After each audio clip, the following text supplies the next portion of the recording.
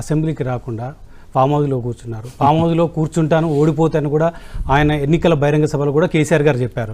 నేను ఫామ్ హౌస్లో కూర్చోబెట్టి తిరుగుతానని ఇప్పుడు సీఎంగా ఉన్న రేవంత్ రెడ్డి కూడా చెప్పారు. అదే జరిగిందా? అదే నిజమైందా?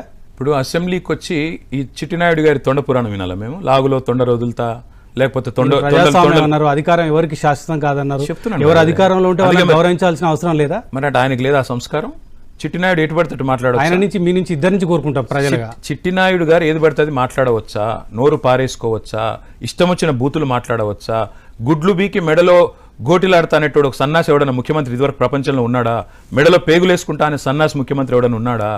నీ అడ్డం వస్తే బుల్డోజర్తో తొక్కుకుంటా పోతా అనే సన్నాసి ముఖ్యమంత్రి ఎవడన్నా ఉన్నాడా? రేవంత్ రెడ్డి తప్ప. ఈ సన్నాసి మాటలు వినడానికి కేసీఆర్ లాంటి పెద్ద ఆయన వచ్చి ఈ తొండ పురాణము బూతు పురాణం వినాలా? డెఫినెట్గా ఒకటి చెప్తున్నాం, ఈ చిట్టినాయుడు గారు మా సోషల్ మీడియాలోని సామాన్య నాయకులను సామాన్య కార్యకర్తలనే తట్టుకుంటలేడు. ఈయన కేసీఆర్ చాలా చాలా ఎక్కువ.